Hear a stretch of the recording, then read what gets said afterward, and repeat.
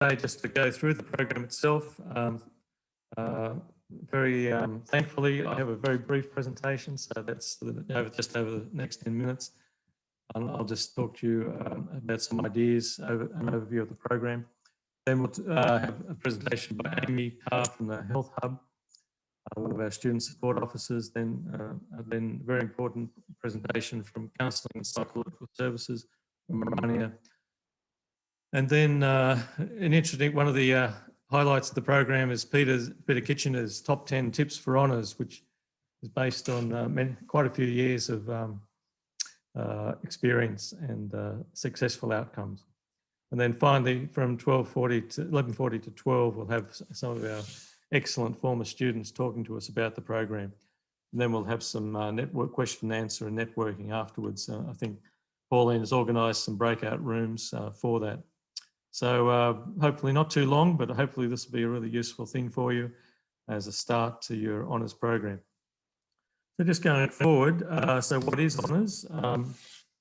So it's in addition to, it's an undergraduate course by definition, by the way. So it's the end of generally 3 years of your undergraduate science or biomedical studies.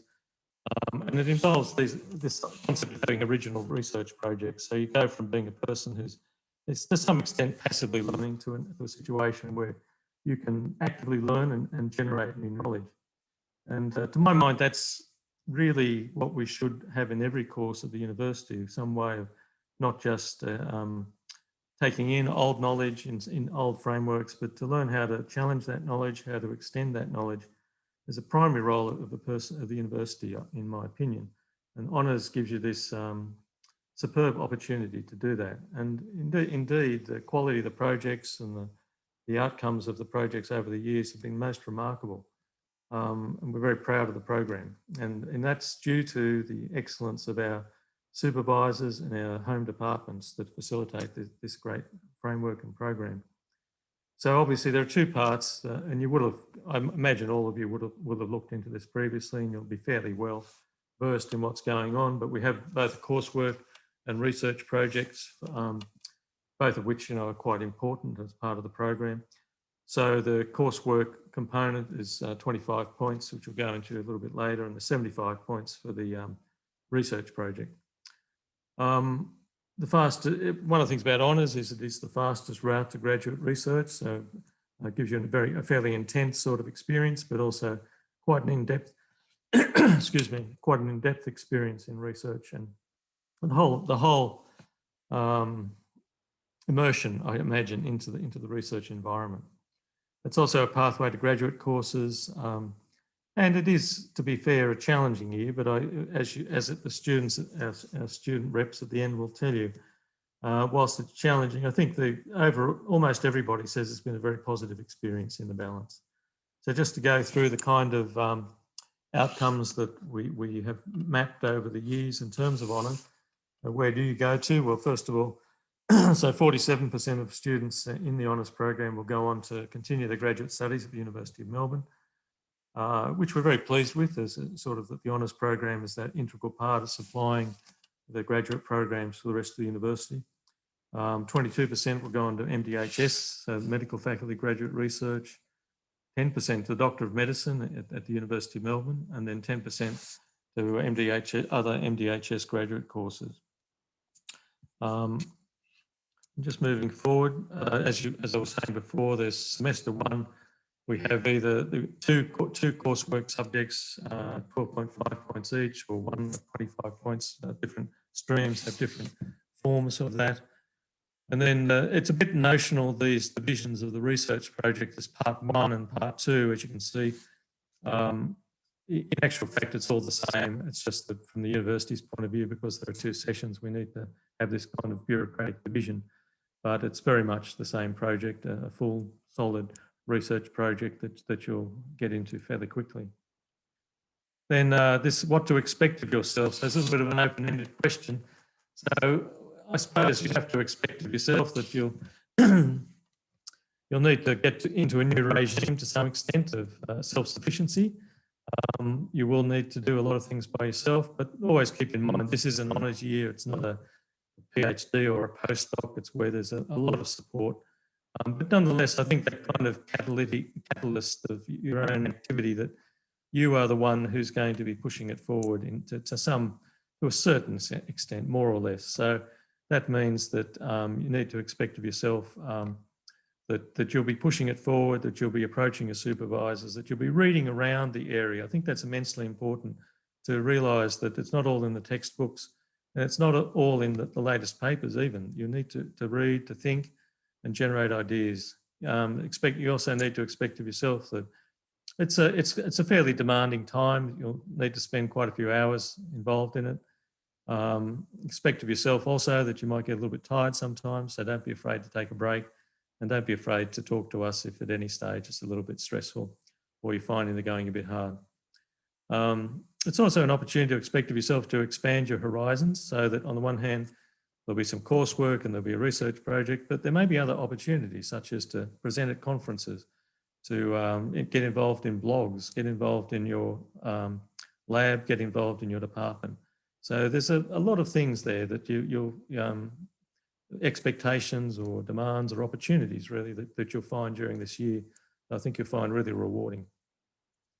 What to expect of others? Well, I shouldn't say this, but throughout my life, I've never had terribly high expectations of the help of other people, so I've rarely been disappointed. But nonetheless, to be fair, I think the experience in the honours program is that you get a lot of support from other people. So first of all, to expect from your supervisor, obviously, that they'll help you, in that balance between that independence and that guidance. Of your peers as well, to expect of them, to be supportive, to be helpful. But also it's a two-way street. I think that's such an important point, that you get out of things what you put into them. And if you're supporting your friends and colleagues, you get a lot of support from them as well. And then for other students and faculty and so forth. And then from the medical school itself, and you expect to get sort of reasonable guidance and administrative capabilities. And I think we strive very much to achieve that. So don't be afraid to contact us if you've got some questions or things aren't going, or something's a bit mysterious. Plenty of things are mysterious, and we're very keen to help you. So with regard to the elephant in the room, that's COVID-19. So last year we had a pretty torrid time in some ways, but in fact, the outcomes were superb. We hardly had any students had to divert from their course with very successful outcomes, and that was due to the hard work of the supervisors, the coordinators in the departments and schools, and our colleagues in Learning and Teaching Unit. And I can just, without going into great detail, it was enormously stressful, I suppose, in some ways, but a time that took a lot of work and a lot of imagination, how to optimise the situation, and as a result of that, things all in all went very well. Nonetheless, so if we're out of the main crisis, hopefully for this year, obviously there's still a lot of ramifications in terms of ability to get together and so forth. So they're going to be obviously slightly different subject delivery modes.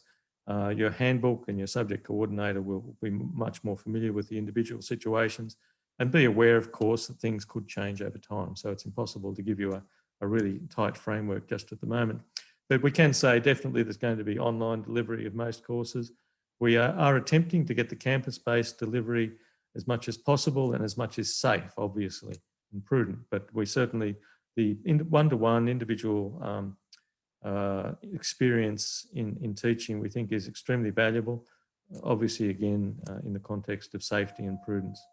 And then we'll have obviously dual delivery is going to be basically the default mode, I think, for all courses at the university, and we'll certainly be implementing that in the honours program.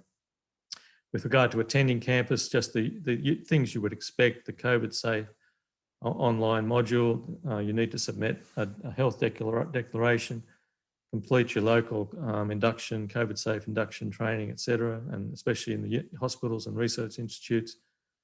And this whole thing of following health and safety directions, obviously straightforward things you've heard many times, but really take them seriously, because one misstep, one person forgetting, or just misunderstanding or not paying attention to the rules can have a lot of ramifications for a lot of other people. So this whole thing, stay home if you're unwell, adhere to physical distancing, hand hygiene, etc. It's all there. Visit COVID-19 student advice support website, etc. Sorry, I'm just moving ahead there. And just finally, with the grading, some of you will be interested in that. You may be aware last year that the WAM calculation was different because of the very extraordinary circumstances that this year, however, the normal WAM assessment as per the assessments and results policy will be applied. So have a look at the WAM page for more information on our WAM calculations. Essentially, this year is going back to what it normally is, and I won't go into the details because of time, and they'll be available from other people. So I'm sorry I've gone over a little bit over time here, but I'll just hand you over back to the to Pauline and the others. So, excuse me. I'll get Amy to take over. Thanks, Amy.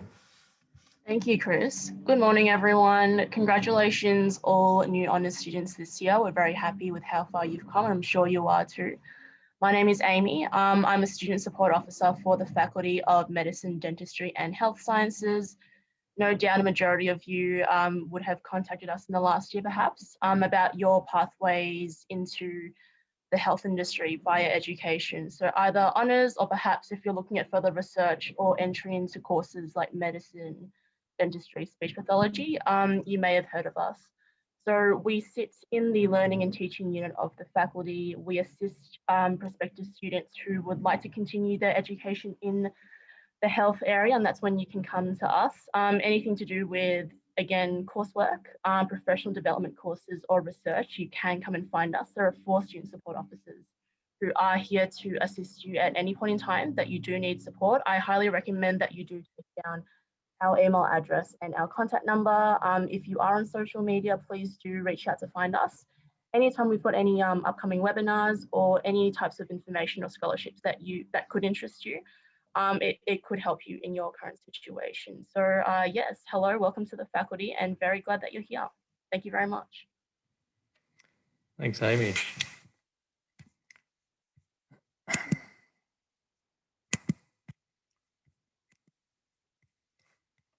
So Arania, I think, was next.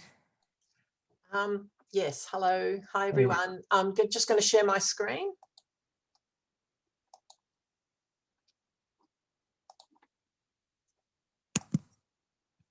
Okay, can I just confirm you can see my screen, or?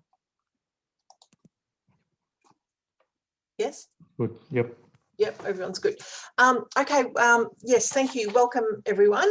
As you've heard, it's the most interesting year, challenging, but opportunities. So we're here to support you, and I'm just going to briefly talk about what's available to you in terms of resources and supports.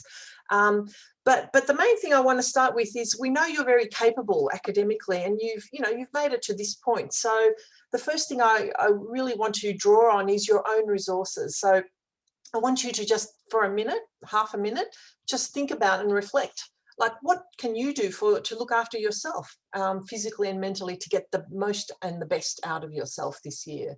So we know you're capable. Have a pause for a minute and just think about that.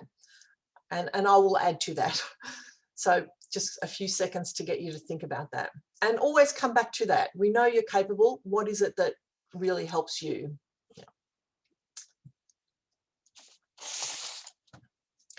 Okay, so if we were in the live group, I would probably ask you, but I won't do that. But there are things there that I'm sure you're doing and will do, and that are really helpful. So what is available to you from counselling? So this is our website, and as you can see, there's a lot of sections there. Appointments.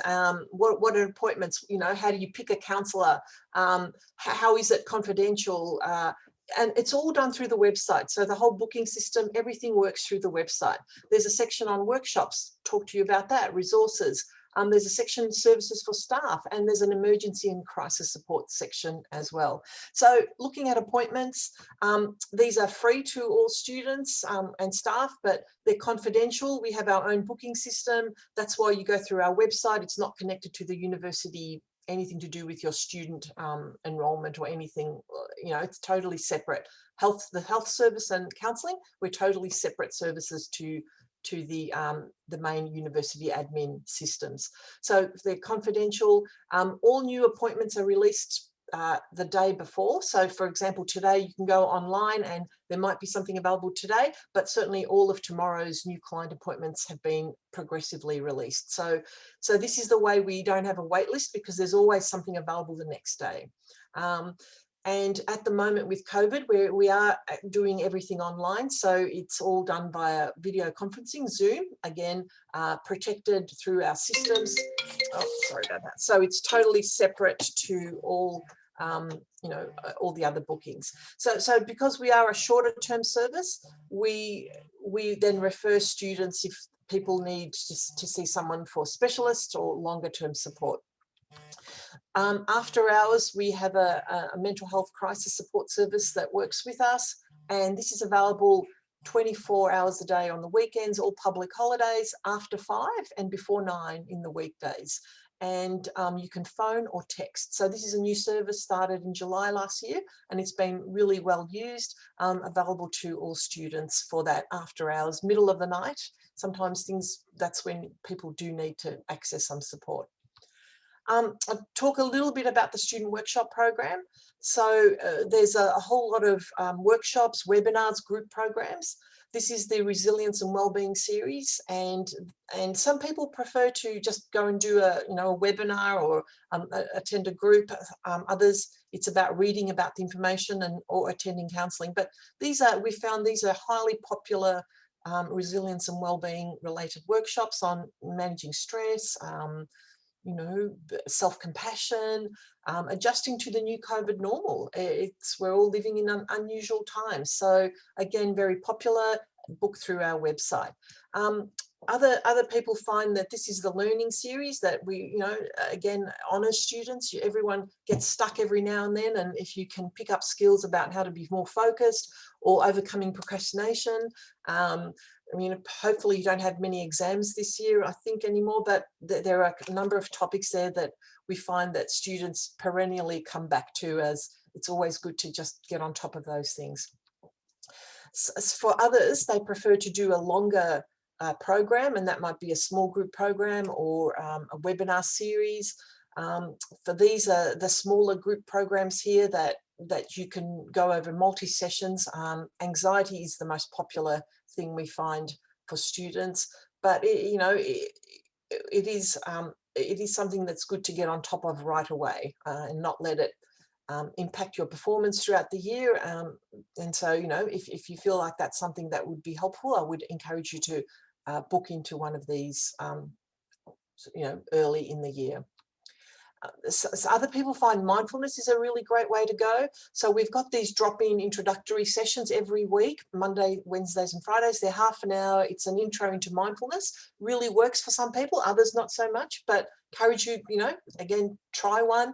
If you do like mindfulness and you'd really like to develop, we've got our 8-week group program. And this is a very, it's a much more focused program. And really, people do very well in terms of, if you practice regularly and do a program like this, it's a great way to learn how to get on top of stress. So highly recommended program. We have a number of programs for international students. So everyone can do anything, anyone can do these, but we find sometimes international students have other challenges. The whole experience of being an international student, particularly currently where you may not have as many opportunities, or at least have had in the last few months, to interact with fellow students. So dealing with loneliness, sometimes managing family and societal expectations of you being here as an international student and what that means. So these are available as well. Again, open to anyone, but targeted particularly to students who are international. I encourage everyone to do some mental health training, and there's a monthly mental health first aid courses available to all students. They're all e-learning, so they're all online at the moment. As soon as we can, we'll do the blended where there's an e-learning component and then in-person session as well. However, at the moment, these are all online. But again, very small groups, 2 instructors, small group of up to 12 students in each of these programs. We also have staff mental health training, and some of you may have opportunities where you might be demonstrating or tutoring. So again, we encourage staff to do any mental health training they can, but at the very least, the 40-minute online module. I think that's the least investment for the maximum effort, and it really aims to assist staff in orienting staff to what's available for students and how you can get support as a staff member, secondary consults, how you can get mental health advice. And sometimes if you're in a role of demonstrating, and you might find that other students do approach you, and it's good to know what's available from that point of view. I want to direct people back to the web, because the web is always a great place. There's a lot of self-help information. Last year, we found our managing stress under COVID to be the most hit on resource from our website. Enormous, like something like 60,000 unique page views. So encourage you to just look at what's available there. There might be a topic that you can get some good information about.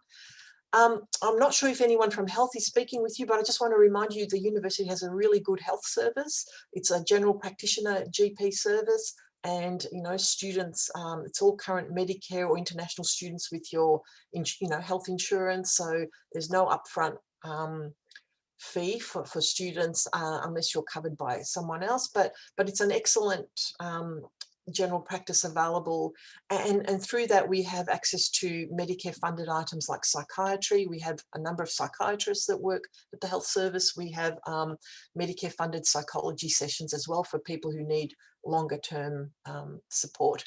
And finally, I just want to mention the chaplaincy service. It's our chaplaincy service at the university has many chaplains of many different faith groups, including an imam, including rabbis, and Christian chaplains of many denominations. So again, look on their website, and sometimes it is about just some support, and it doesn't have to be health related, and sometimes chaplains are a great other resource that's available again. And if you go through their website, you can see who's available, what background they're from, but they will are happy to support anyone in the university. So that's really it from me. I'm just going to stop share, and I'm not sure if there's any opportunities for any specific questions or anything. Is that right, Pauline or Chris? Not just at this point. No, that's fine. Okay, but encourage everyone to, the presentation will be available, but the website is really explicit in much detail of everything I've reported on today. So good luck, and go for it. Yeah. Thanks, Arania, for that really great presentation. I must say, just the resources you put together are spectacular compared to my experience anyway as an undergrad. So really, and we've had experience, Arania, with your services with our students, and just to recommend, couldn't recommend more highly your great services. Thanks so much. Thank you. Thanks.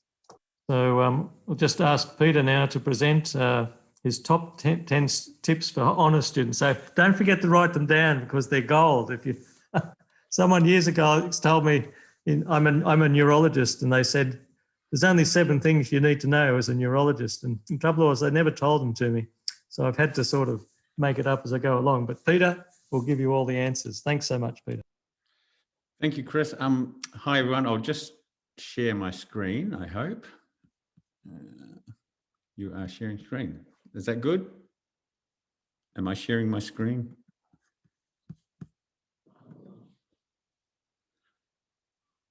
Okay, all right, I'm assuming that I'm sharing my screen now. So I thank you for inviting me to do my top 10 tips again, and they haven't actually changed much from last year, which is good, because it means I must have been more or less on the right track. But of course, things did change a lot last year.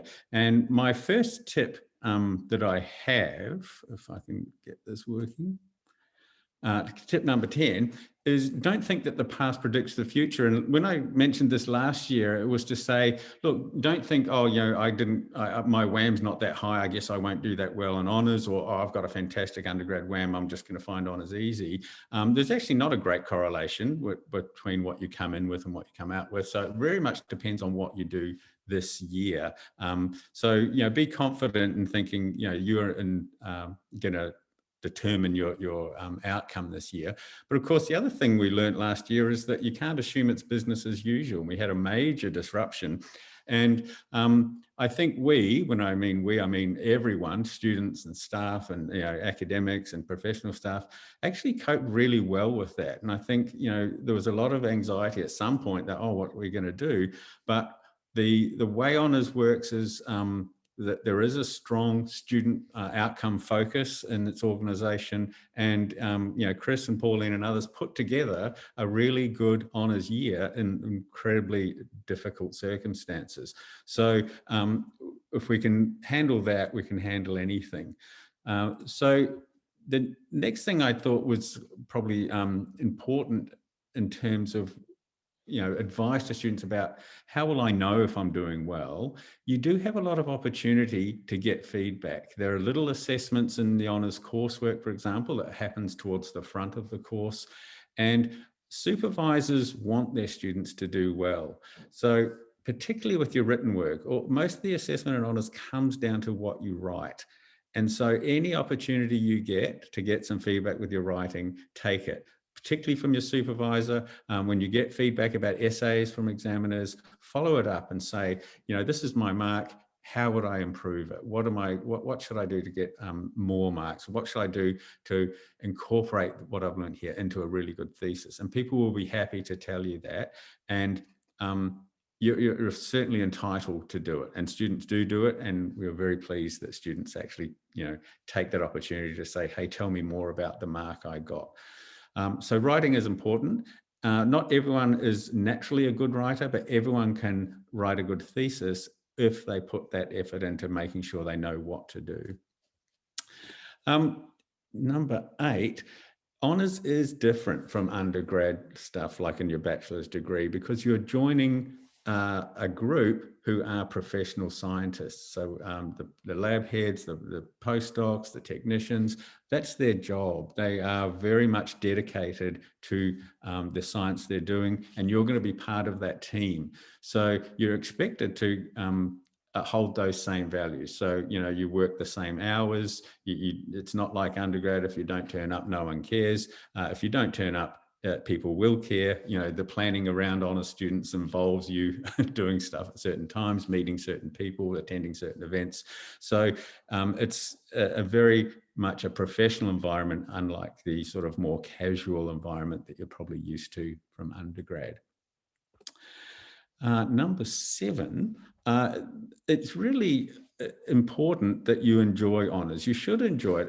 It's not easy, but it's actually a great thing to do. And we do have very good outcomes after honours. If you ask students about how honours is going in the middle of thesis writing, you don't necessarily want to take that as their final answer. If you ask students about honours after they've finished it, I think universally they say it was a really valuable experience, typically the best experience of their at university.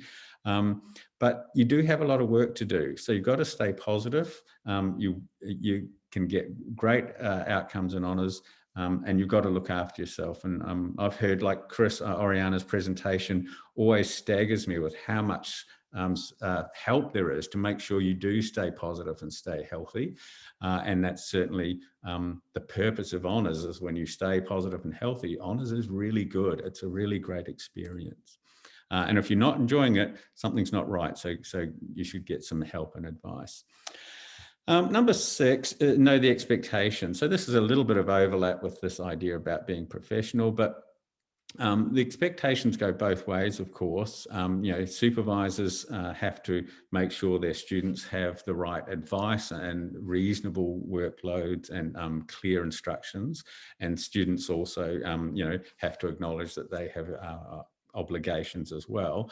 And the key thing there is if it's not clear, just talk to supervisors or your coordinator or anyone else involved with honours and just get that clarification. So if you're not sure about something, and a lot of students who don't have a lot of contact, for example, with academics in their undergrad, often feel a little bit reluctant to say, oh, you know, they're probably busy, or this is probably a dumb question. Almost certainly it's not. If you have a question, it's almost certainly to be a good one. And even if it wasn't a good one, no one minds. You know, I ask dumb questions all the time, and no one seems to hold it against me for too long.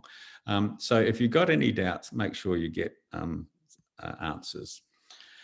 Number 5, this is part of the fun of honours, is that your project is unique. It's been carved out of a bigger research program that the lab is doing, but it's only you are doing it. It's your project. And, you know, students are often at the start thinking, oh, I haven't really done anything in the lab. I don't know much about, you know, practical lab stuff. I can't remember how to make up a 1 molar solution of something. And at the end of it, actually, you are the world's authority on a small chunk of scientific research. And that's a really great thing. So, you know, especially at the final seminar, when people defend their work, we see this massive changes taking place where students are getting questions because people just want to know the answers. Like, you know, what happened? Did you try this? What do you think's going on here? And, you know, you're the only person who can answer that question. So that's really fun. So do take ownership. Don't think, oh, well, I'll just do, you know, what I'm instructed to do. Just think, hang on, this is mine. I can suggest things. I can try things. And that's part of the value of honours and why it's so much fun. Number 4, be insightful. So think about what you're doing. It's not just following a recipe. Always ask yourself, why am I doing this? What's the value of it? Is there better ways to do it? And one thing I would say about honours supervisors and assessors is that we know when students are working hard, we know what problems are difficult, we know what work was hard. So you don't have to try and make it look like you're working hard, because we know what's hard and what's not. And it's not about how you appear, it's what you actually do. So it doesn't matter if none of your experiments work, if they're being conducted properly, if there's a sound rationale, you'll actually experience the more normal outcome. Most of the science that you try doesn't work. And so, you know, you've got to be resourceful and think, okay, let's tackle this another way, et cetera, et cetera. A really important thing I learned last year from this session was what's different when I did honours and when you're doing honours is there's a lot more opportunity now for cohort comparison. So, you know, if you're on Facebook or other social media and there's lots of other honours students and there's this false impression is generated that everyone else is doing great, or they've got their experiments are going well, or they've nearly finished writing up or whatever. And it's a big mistake to compare yourself to other students. Your project is unique. Your journey is unique. So don't think, oh, I'm not doing as well as I thought because someone over here is saying this or whatever. Just stick with your own project and your supervision to let you know whether you're on track or not.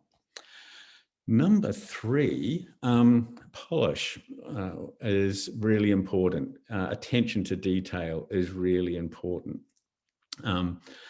You'd think, oh, surely that's not as important as the big picture stuff. If I got good ideas, if I expressed it well, etc. But I've found that examiners don't like finding spelling mistakes in theses, and they don't like finding mislabeled figures. So when you submit that thesis, have it the thesis that you absolutely want to submit, not like the one that I sort of ran out of a bit of time with and I sort of cut a few corners. You've got to feel like, yep, if I had another week, it wouldn't be better. So you do have to make sure what you produce is really high quality, attention to detail. All right, number 2, this is a toss-up between 1 and 2, which is the most important, but for a lot of people, this is the first time they've had to manage an extended project and come out with an extended bit of writing at the end of it. And it's very important that you become a good project manager. If you're not naturally good at project managing, if you're not a highly organized person, then become one for this year. Just make yourself one. And if you are very well aware of the timelines, of the assessment dates, of how long things take. If you're monitoring your progress and can say, hey, this is taking longer than I thought, maybe we need to rethink it, then that takes a lot of pressure off and a lot of uncertainties. So one of the skills that I think honours teaches you, no matter what you do after honours, is that you become a good project manager. You can allocate time and resources effectively to get an outcome. That's an important skill to develop. And I think the number one thing that helps all of these things is you need, drum roll, you need to be passionately interested in what you're doing. Science is fun. It's really, really interesting. It's a unique opportunity. And even your chunk of it that you're doing for your project is quite a privilege to be able to pursue. And if you actually appreciate that, and if you think, you know, I can actually advance the front of knowledge, maybe a little, maybe a lot, who knows, then you will enjoy that. So once you start thinking, I really want to know the answer to this question, all the other things tend to fall into line, and the work is not drudgery. It's actually really exciting, and you're interested in writing it up, and you know, you want to be in the lab and you want to make sure you're making all those connections and appointments. All right, hopefully that's my top 10 in 10 minutes. I'll leave it there. Thanks, Chris. Perfect. Thanks, Peter. Words of gold. I would say with the the organisational side of things, to with your supervisor and yourself, set up a program. And that point about the polishing the thesis, I would, again, I read several at least per year, and just it is a little surprising to see how the hypotheses and the aims are not that well constructed sometimes, whereas the work is excellent. But anyway, I won't go on any further about that. And the next part of our program, fortunately we're keeping to excellent time, is our student experience. So Nathan and Adriana will, the real story. So take it away.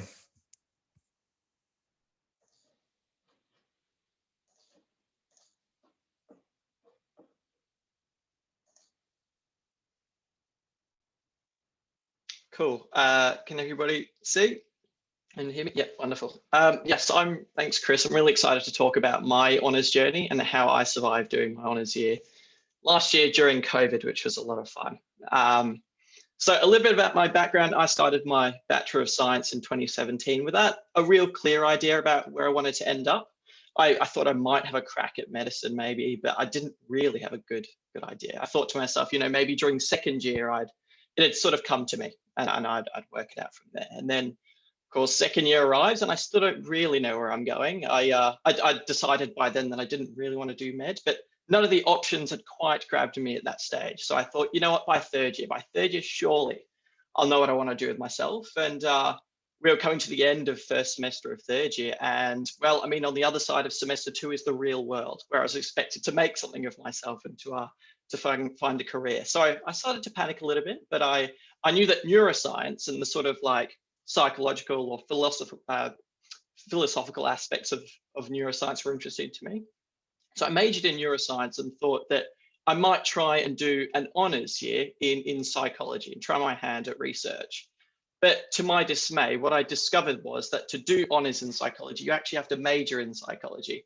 So I was in a really tough spot. So what I actually did was I had a look on the MDH database as sort of like a plan B, to see if there were any projects on there that really jumped out to me and sort of aligned with my research interests. And what I came across was there was this one project, I can't quite remember the title of it off the top of my head, but it contained this word metacognition. And that was enough for me. That was, it's a fascinating word, it's a long word, it's a complex word. So I thought, why not reach out to the study coordinator and see what's going on? And it turns out this project was being run through the Department of Physiology by the teaching and learning team over there. And so I reached out to the supervisor and we caught up and had a couple of really good conversations. And I sort of became aware during those conversations that I was going to be in the extraordinary position of being able to sort of really drive this project with regard to how the shape it was going to take. So the intellectual freedom I had there, I found really satisfying. So I signed on to do honours through MDHS. So my supervisors were, my principal supervisor was Dr. Yossi Rathner from the Department of Physiology, and he's the one who had many of those early conversations with.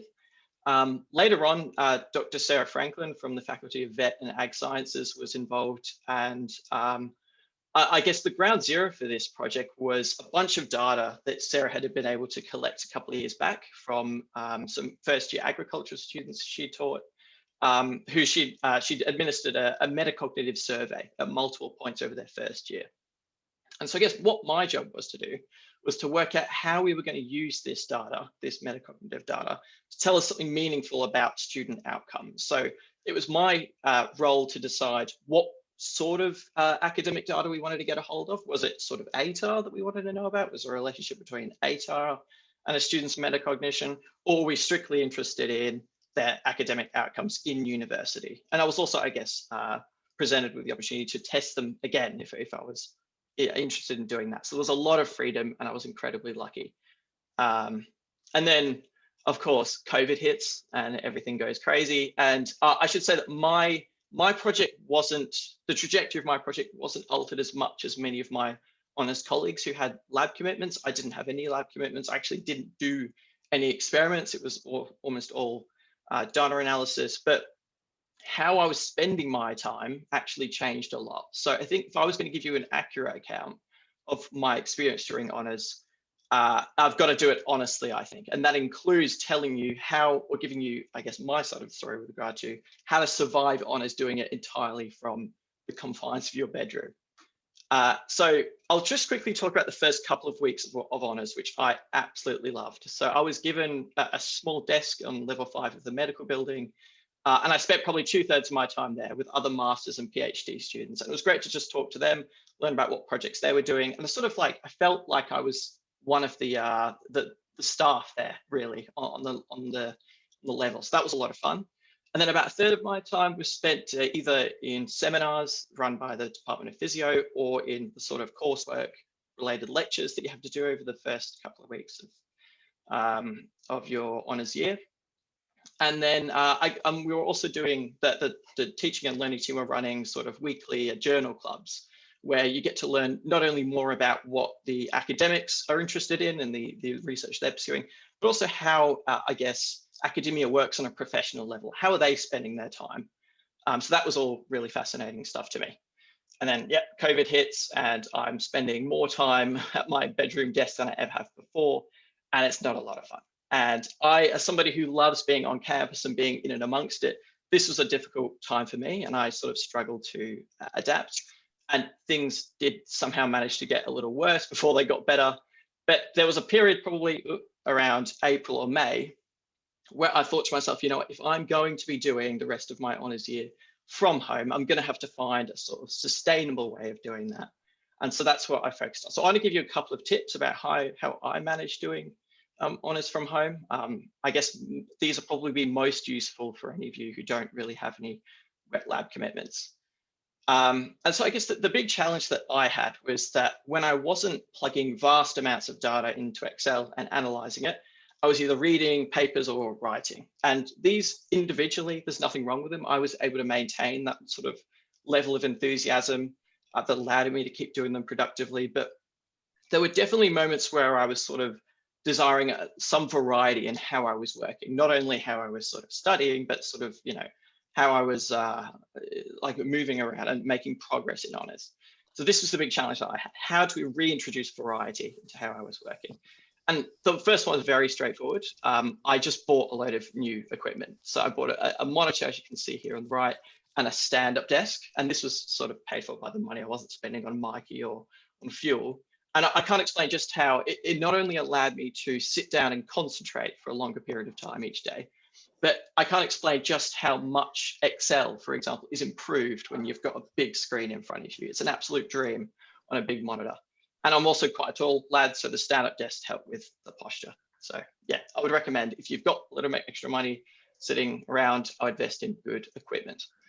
The second was I set it up some new routines. So I try and just reserve my desk for like uni-related work, and when I was doing other stuff, I guess I'd take my laptop elsewhere.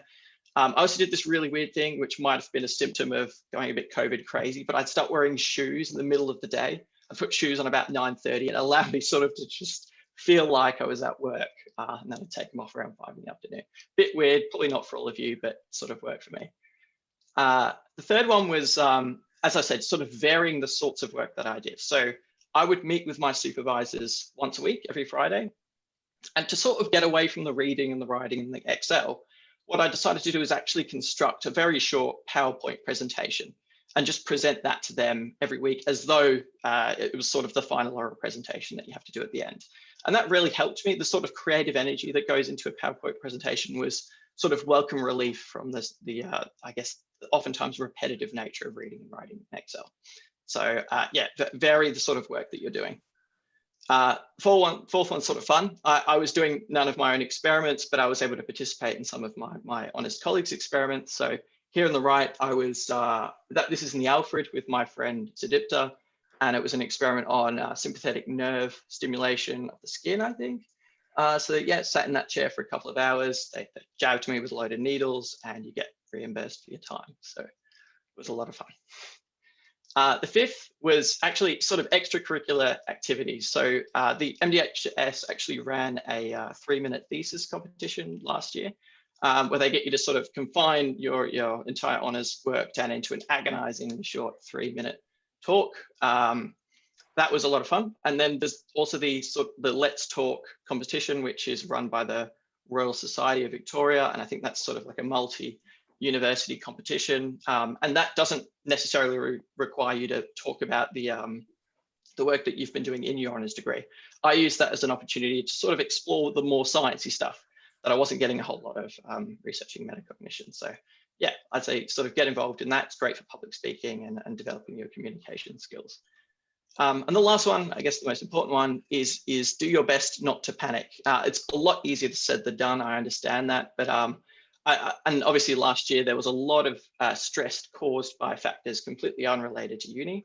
But what I found was sort of like paying attention to how you manage stress and the causes of stress actually works quite effectively. So for me, I discovered that sort of going for a walk, taking the dog, going for a run as a way of taking a break from study wasn't actually as effective as taking a day or a weekend off, where you're really stepping back and you can return on a Monday morning with a completely fresh perspective and ready to go again. So that's something that I discovered doing honours from home. So don't panic if you can help it. And yeah, that's all for me. So in sum, it was an amazing year. I learned more about my strengths and limitations as a learner than I ever have before. You've got amazing support around you. My supervisors were just excellent. My honours coordinator, Angelina Fong, was always there for me as well. So it's a fantastic year, the best year of my university career, I guess, so far. And yeah, I wish you all the best of luck. Thank you. Thanks so much, Nathan. So yeah, this thing of taking a break, I've been giving some seminars on it for the graduate research students, and I've been beginning to think maybe I should take it myself at some stage. But anyway, hey Adriana, so do you want to tell us good things?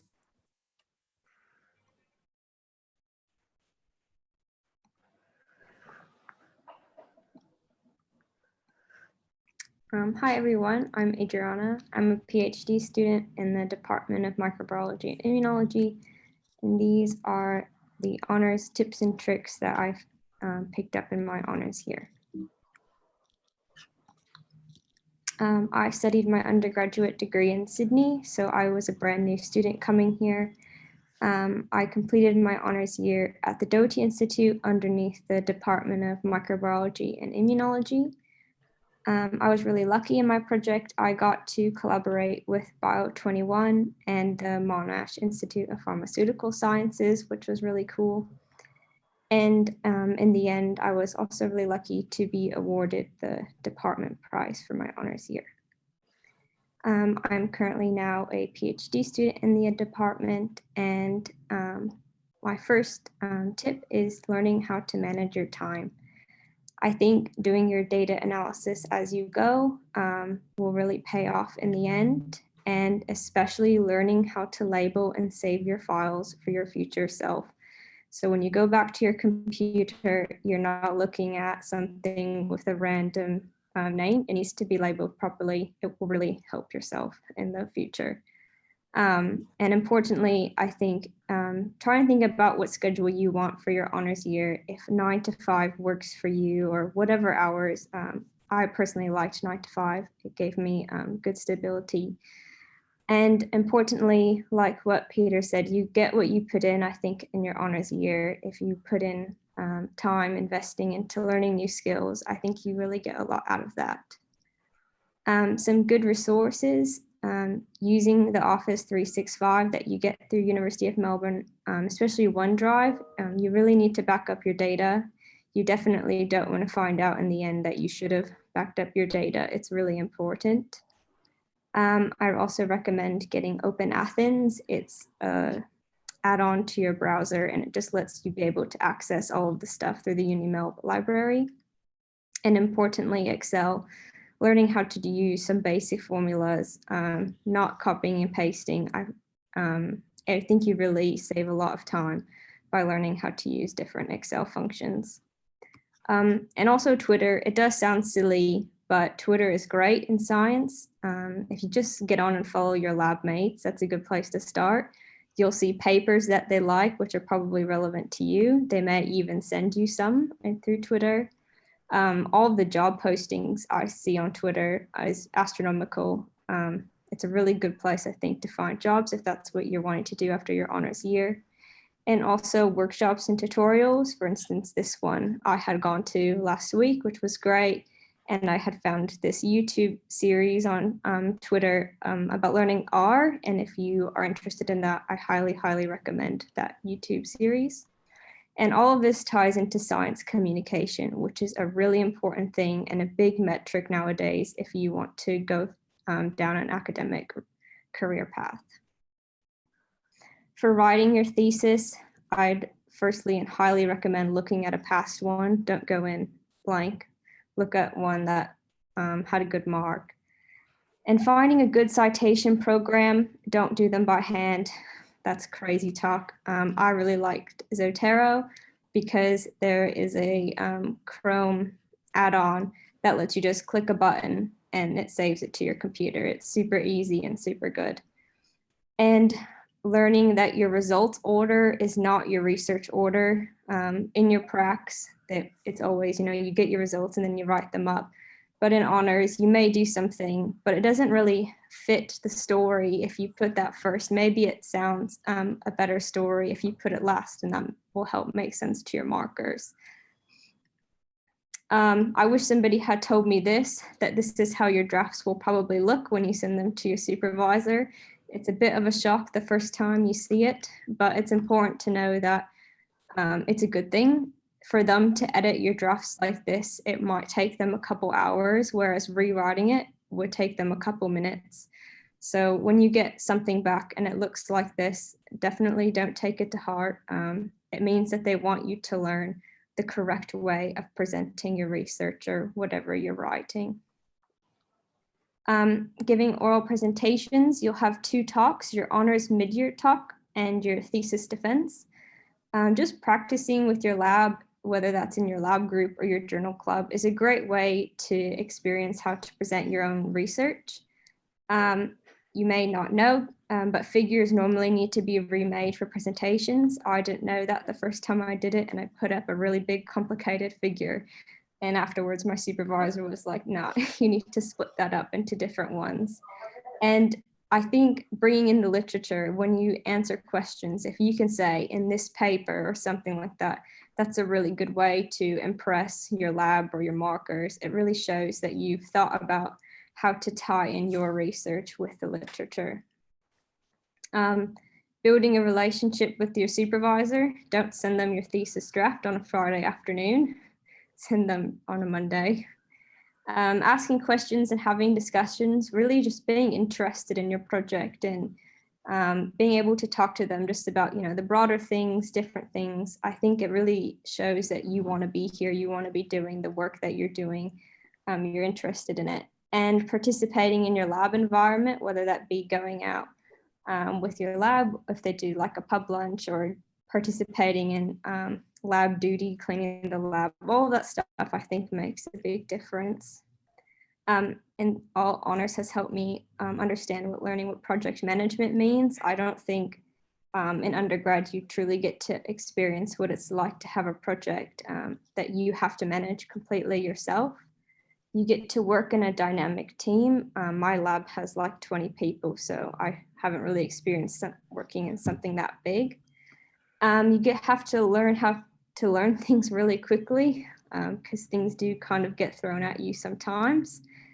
And of course, it improved my writing and presentation skills because you have to write a really long thesis and give lots of talks throughout the year. But importantly, none of these are academia specific. So if you want to go and do something else when you finish, I think all of these things would tie really well into whatever job you want to do. But if you do want to do a PhD, all of these skills are definitely really useful for that. Thank you. I will be in a student group at the end. Thanks so much, Adriana, for a great talk. Very insightful. I think I love the thing about the file names. Actually, I have to confess, I only just learnt that. It's very important for your 2 a.m. self. Exactly. Yeah, the Friday afternoon thing as well, sending stuff to your actually, it depends on the supervisor a lot. In my world, it doesn't stop, so it doesn't really matter. But in general, yeah, time it appropriately. Well, look, I wanted to thank everybody, all the participants, especially Pauline Lee for setting all this up. Now, we've got some breakout rooms in a moment. And so I think we'll all just be waiting in the breakout rooms and be ready to take questions. So anything else I need to add, Pauline? No, I think that's all, Chris. So if anyone has questions for me and Chris, you can stay in this room and then submit your questions via Q&A. If you want to speak to our past students, Nathan, Adriana, and Ashley, you can join one of the chat rooms. You can find the link and password in the chat in the announcement. We also have a networking room. We'll do breakout rooms there. So Kylie will be there to assist you if you just want to mingle with others. And then you have to leave, then feel free to go, and good luck to everyone. Great. Thanks so much. And thanks to all our speakers. Very much appreciated for great presentations. All right. Chris, we can start answering some questions. Oh, have we got some? Yeah, we have already got some questions. Okay. Is it common for a student to enroll in an honors stream that they didn't major in? Yes. We expect to supplement our knowledge prior to lab work. How do I answer it? Just on the... You can just talk. Yeah. They can hear me, you reckon? Yeah. Okay. So it's common for a student to enroll in an honors stream that they didn't major in. Yes, it is. So it doesn't really matter. You're not expected to supplement it. I mean, it depends on what you're doing. If you're going to something completely and utterly, absolutely different, it's probably prudent to read around it a bit, but your supervisor and your team will give you the appropriate sort of input generally. So don't worry too much about that. There's no problem at all changing streams and things like that. Okay. The next one is there a procedure that we have to do to gain lab access? I believe that you need to speak to your supervisors about yes, it varies. So there's all sorts of bits and pieces, and different labs have different requirements, and it varies from sort of lab, sort of more conventional university or institute-based laboratories versus hospitals. I alluded to it briefly in the presentation. It's too complicated to explain in a short presentation, but essentially, like my lab, for example, we're getting our new students at the moment, so it divides into 2 sections, or maybe 3 sections now. So just conceptually, you'll have to get orientation for your actual building, you'll have to get orientation for your laboratory, and then you'll have to get COVID-related matters. So essentially, your lab will have it all down pretty much pat what needs to be done. So just get there and go through the process. And it's also taken very seriously. So your local coordinators will put a lot of time into making sure that everything is ticked off appropriately. So it'll all work sometimes there is a little hiccup with getting the card working and all that sort of thing, but it'll be okay. Don't worry. Okay. The next one. How would you find examples of honours thesis that got a good mark? My supervisor hasn't had an honours student before, so I don't think they'll have an example to show me. Yeah. Yeah. So it's actually okay. So at least in my department, Department of Medicine, we actually keep a little stock of old ones. So your honours coordinator will almost certainly have some examples. So don't worry if your previous supervisor doesn't actually have any, no problems. Yeah, so you can find the contact information of the honours coordinators from the welcome pack. Are the thesis examiners usually from the same background, research institute as the supervisor? Yeah, so it varies a bit. The concept that we have in general for the examiners is that there's one specialist and one generalist. It doesn't have to be, it's not very tight, that classification. And they can be from anywhere, basically. They can be within, and actually we have 19 different streams delivering honours, and they have slightly different traditions, let's say, in terms of their supervisory, who they get. For example, there's one department that actually routinely gets people from Monash to review their theses. In other departments, it's really people within the department can do it, and oftentimes it'll be people outside the department. So it's really just, I think the key to it, and your supervisor will generally have experience with this, and definitely the coordinators, is to find people who have had some experience in the past, especially with the honours program, and understand the whole dynamics of the system. So look, there's no hard and fast rule to that, but supervisors and coordinators will take careful consideration about the examiners. Okay, and there's a follow-up question. How many examiners usually examine one thesis? So this is getting ahead of things, but so it varies again from department to department. So there has to be, by university bylaws and regulations, there have to be 2 examiners. So a lot of departments will have 2.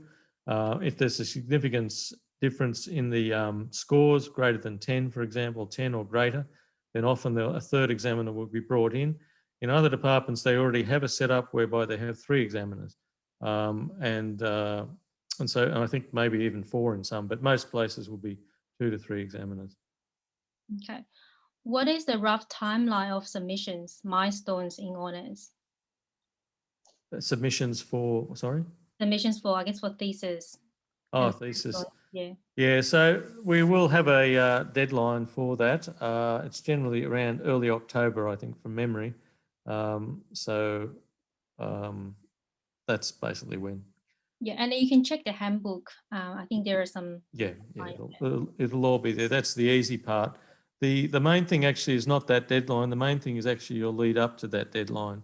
So that in general, I would suggest that you leave at least a month beforehand and that you have that pretty, we were talking about project management. It's not easy at all to keep to those deadlines. You can set the first thing is to, set the goals. So failing to plan is planning to fail.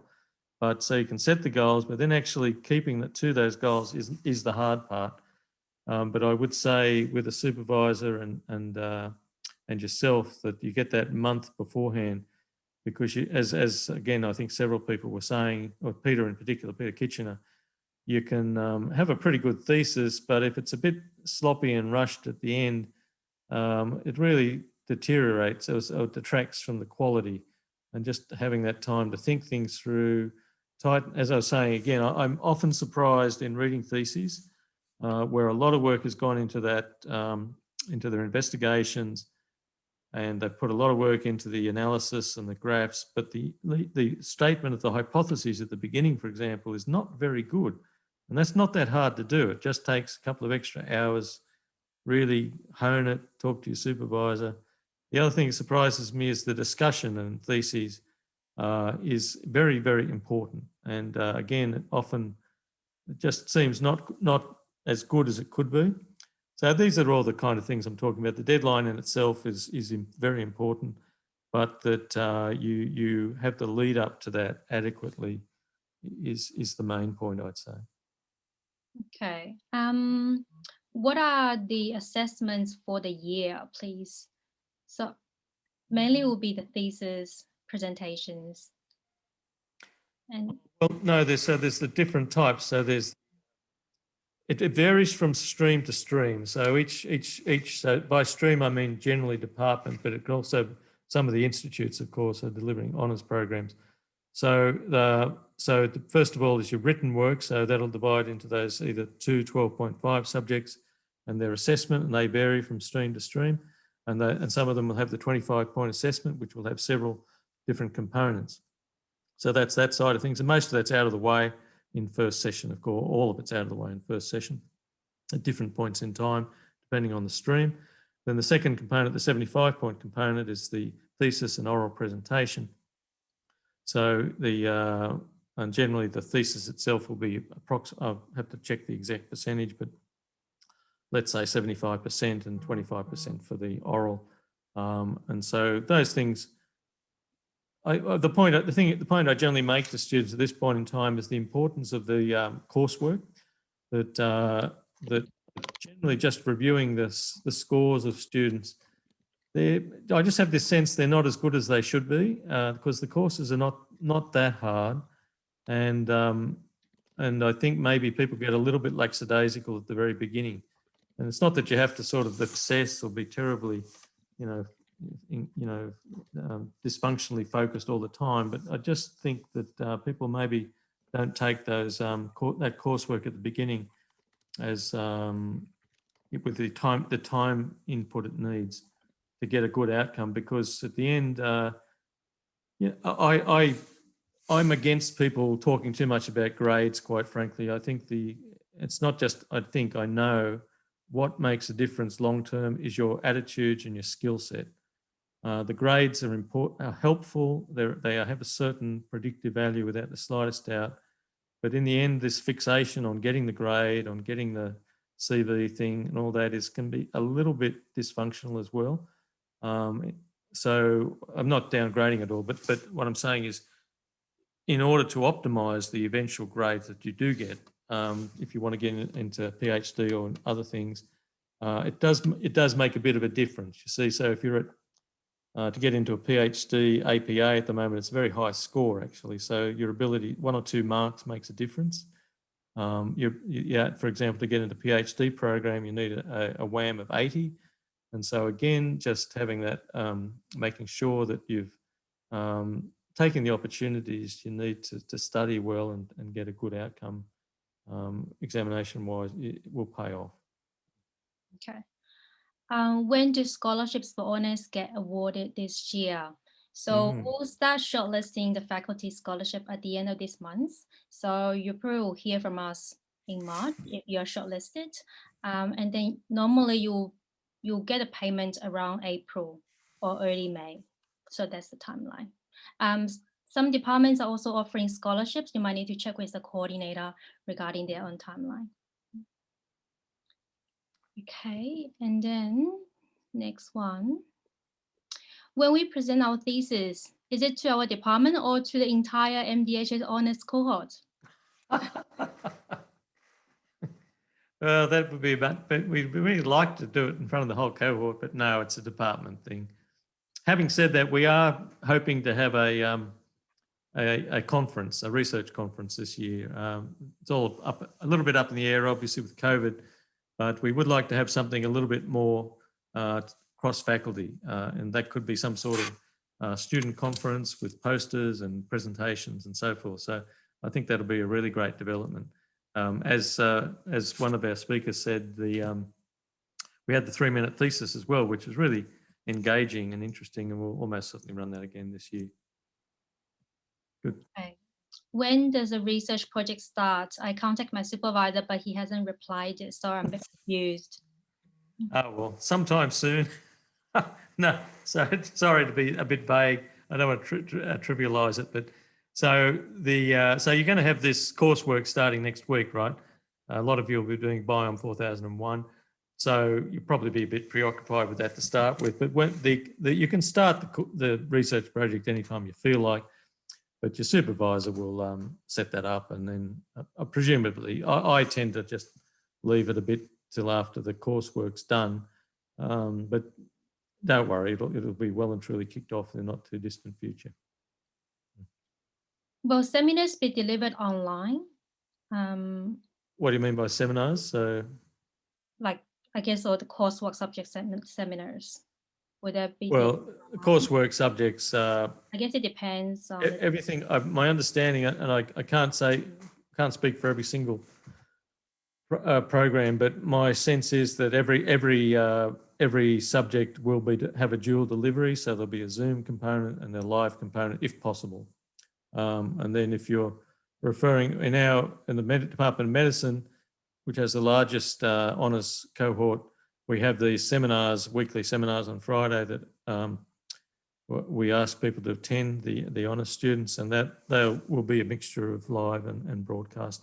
In actual fact, we couldn't fit we can't possibly fit the number of students into our theatre space with COVID restrictions. So there's going to have to be dual delivery in all of them. Yeah. There's a few questions about seminar timetable. So if you can't find a timetable in the handbook or from your portal, I suggest you contact the subject coordinator to request a copy of the timetable. Okay. Is there an honours student committee, or how do you become an honours student representative? Well, good question. And so I encourage you to become an honours student representative.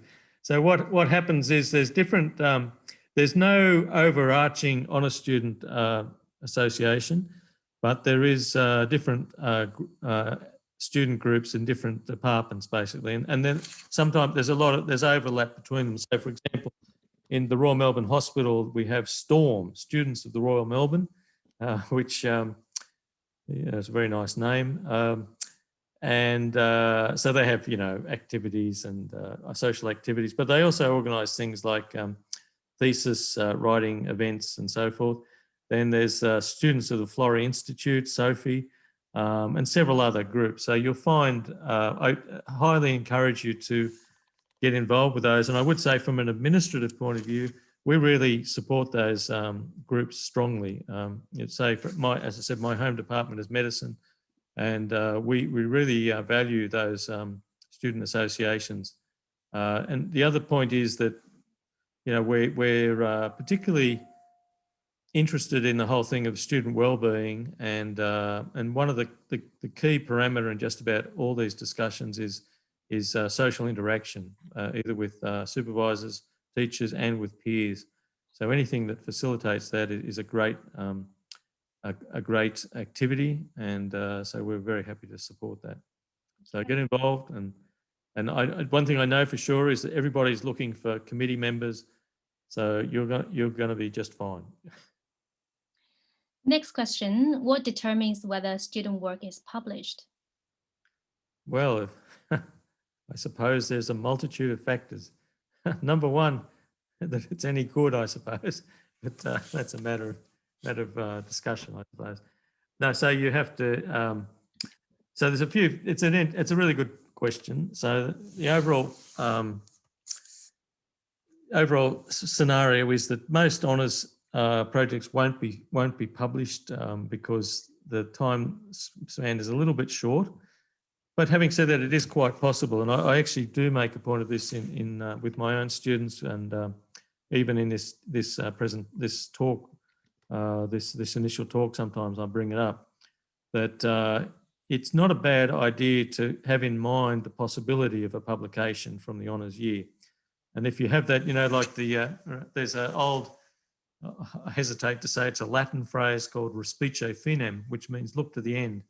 So if you in your honours year go, actually, as one of the outcomes for my honours year, I realise how significant and beneficial a publication is, then you can aim for it. And if you aim for it, then you may well have a chance, either as a first author or to join in your group's other publication activities. So as I said before, obviously the content itself, it has to be something that's reportable. Now, the other thing is that it's not just papers, obviously. So papers are hard work, quite frankly, but still, so I'll get back to that in a moment. So there are other forms of publication. So for example, to get into conference proceedings is a lot easier, and most of you can probably do that. So again, I would ask my supervisors, what conferences can I get involved with and can I prepare an abstract for? And often there will be something that you can do, and that in itself is helpful and helpful for you. The other thing I would say is that as a lab head and supervisor, etc., a student who is interested and productive in publications is gold. Not that many people have the skills and the focus to deliver publications, because the main aim of a laboratory, in my opinion, is to deliver really good science, and but the metrics for that, the actual day-to-day running of a laboratory, depend on two things: publications and funding. And if you've got someone who is keen on publishing and effective at it, it's extraordinarily useful. So keep that in mind as well. So aim for it. Nothing is guaranteed, of course. As we said, in the honours program, nothing might work in your experiments. And again, that's another thing that it's not that common, obviously, but it doesn't matter in terms of your honours project, so long as it's well done and as Peter was saying, you know, thoughtfully put together. So I've said enough. Okay. When is the literature review due, or is that assessed with the thesis? I think, look, it's I don't have it off the top of my head. Generally, literature review is due earlier, and there are varying requirements in different departments as what the literature review constitutes. But most of the time, it's a separate item, and it is often it is actually a hurdle. So you need to do it well. The main thing is just to get reading. I think that's my main point. The main thing of literature review is actually do a literature review and understand what's going on. And as a result of that literature review, you're well informed about the field. And secondly, that you can actually talk about it in the lab, but also when you are presenting. Most streams will have an initial presentation, and then the final oral presentation, which is marked. And your knowledge of the background literature, as I think Peter was saying, is so helpful. First of all, that you actually know the stuff, and B, that if you can talk about it, it not just looks good, it is good because you know your topic well. But by the way, when I was doing the equivalent of honours, I did medicine, but I did a BSc Med.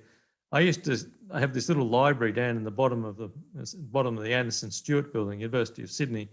I used just to sit in there. Heaven for me was sort of between 5 and 7 p.m. where I just sit there and read all the journals.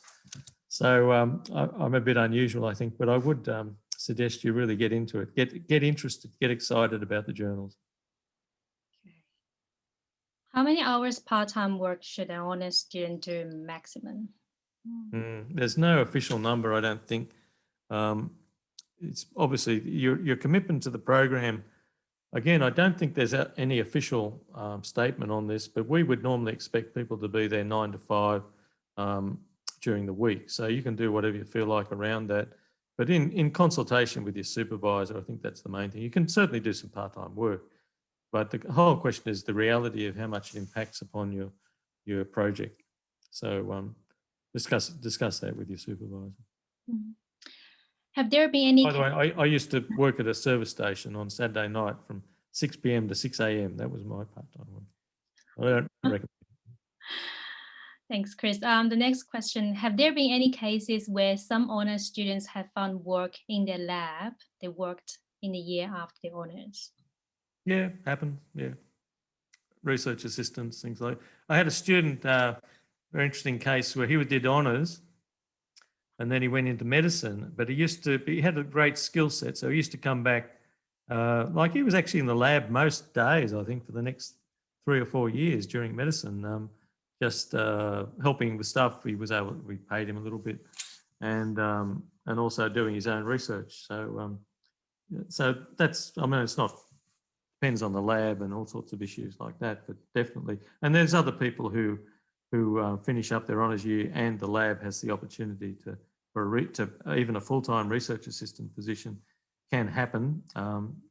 It's obviously they're not easy, those positions to supply because of funding issues and so forth. But yeah, it's doable. Yeah. Okay. One other thing I would say just on that is if you're going for scholarships as well, having had a year's full-time employment of any type, so often will. I think in our system counts for 1 point or something like that. So that having work experience. Well, I'm not saying you would go and do it for that reason, but it can enhance those sorts of things as well. Okay. Are there any good newsletters we should sign up to, things to follow that might be relevant to conferences, events, and etc.? Yeah, well, I think talk to your lab about that. That's in honours itself. We are hoping to get a digital platform set up, a Facebook page or something similar. So when that gets set up, definitely sign up to that. That point about Twitter, it's a very sad thing, but I am actually the worst digital platform person in the world. Anyway, for various reasons, I haven't got involved. But I do know that point about Twitter that was made, Twitter is really good.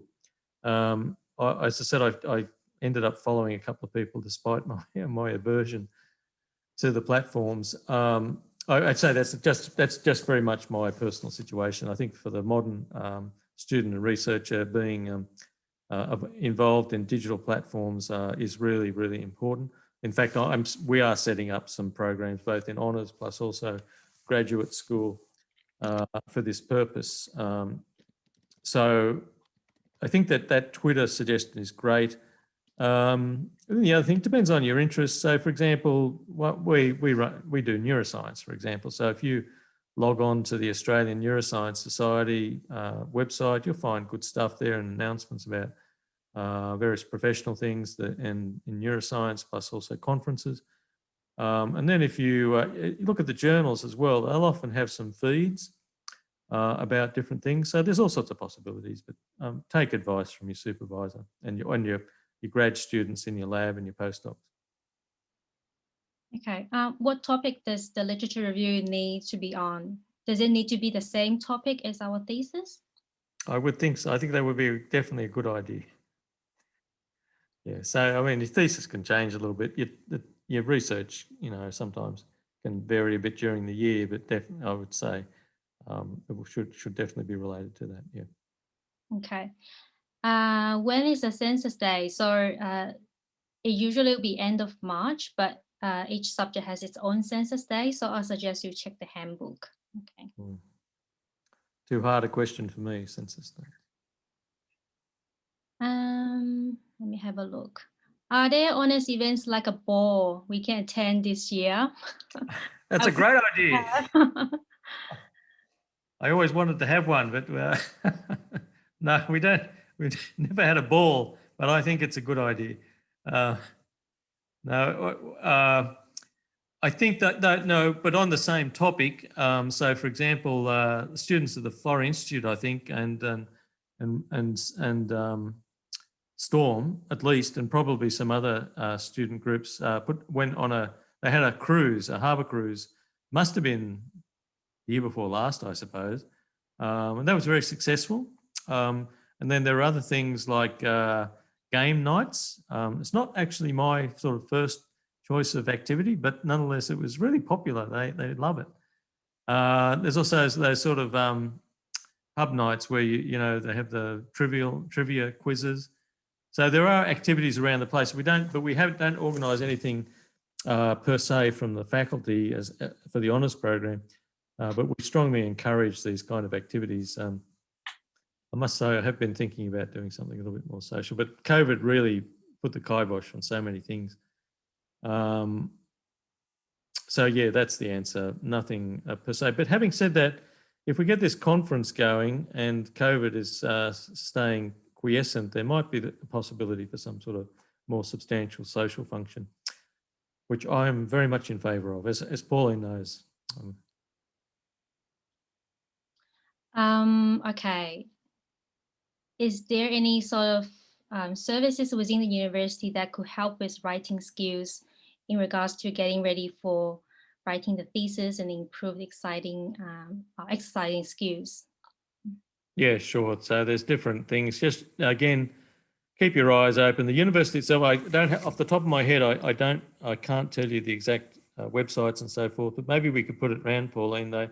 There's writing for success and things like that, and then there's another program called, what is it, Shut Up and Write or something like that, which is run, I think, by different groups.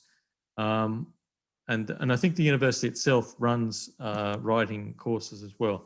So if you just look around, pay attention to the emails, you'll find something along that line, both local, I think at the local department level, but also at the faculty level, and even the university level, you'll find things. Yeah, I think there's a service called Academic Skills, so you can make appointment, and I think one of the staff members will help you to look at your thesis, so you can do that. But I think also what Peter Kitchener was saying, I think it was Peter, about this whole thing of writing, getting feedback on stuff, and I can't emphasize that enough. I must say, even now, I'm a doctor. I dictate letters several days a week, but when I start writing something, for a paper, the first draft generally needs a lot of work, and so much more so with students. The ability just to write. So I would say, whilst I strongly recommend you do a course, I also equally strongly recommend that you just start writing, just exactly what Peter said. Start, even for example, with a couple of my students, I'm going to ask them to write out a little like a 5-page summary of the project and what they're going to do and so forth. And I really want them to write that out, because it crystallizes their thoughts about the project, but also gets you get into the habit of just writing discursively, which you need for your thesis and for your papers, and improves your just a skill set. It's so important. Okay.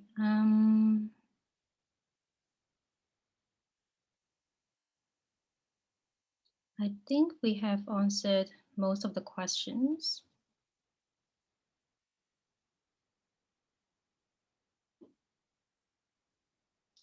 Will all subjects start on 15th of Feb? I think for 001, it will start from 15th of Feb, and some course of. I think some start later. Yeah. So you will need to check with the subject coordinator about a commencement date.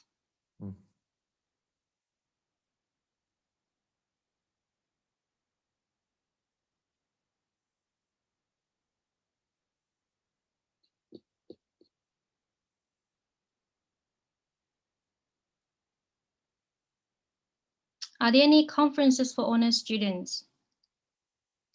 No, not per se. So the main thing is to see your own lab situation. That would be the normal thing. But as I said, we are hoping to get something going this year for the faculty. So there's two categories, I suppose. One is, so for example, if the Australian Neuroscience Society, the Australian Biophysics, from my lab's point of view, and then the Epilepsy Society as well. So that they're things you could contribute to as students. Now, there's also a second group of those. For example, there's the Australian Society for Medical Research, ASMR, I think it's called, and there's a couple of other groups like that. And if you look around, they actually have opportunities for students to present in those. So I'd look around for categories like that, or types of events like that, where they're actually strongly encouraging students to present. And so that's another big avenue. And then, as I was mentioning before, hopefully we'll have something ourselves this year to present in as well. Okay.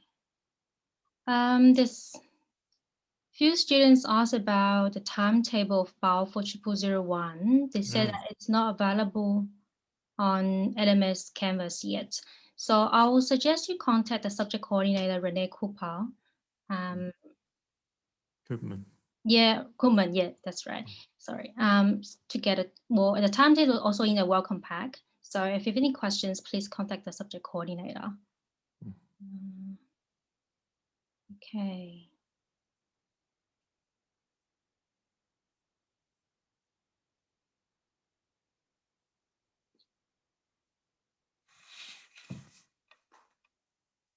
We've answered all possible questions, is that right? Yeah, most of the questions.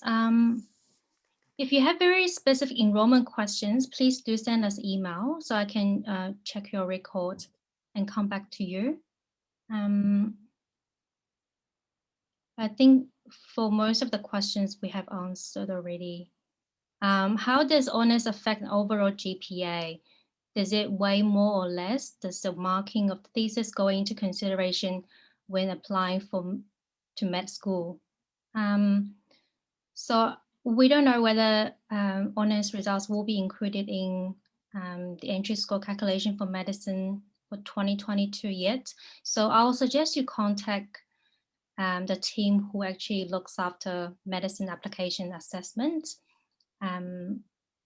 I think the email address is md-dds-dpt@unimelb.edu.au. So please send them an email and they should be able to get back to you.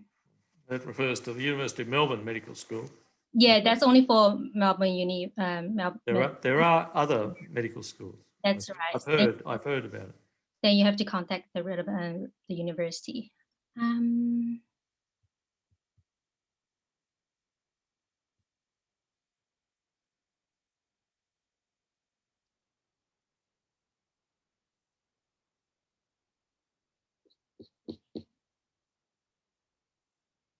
Yeah, I think we have answered most of the questions, Chris.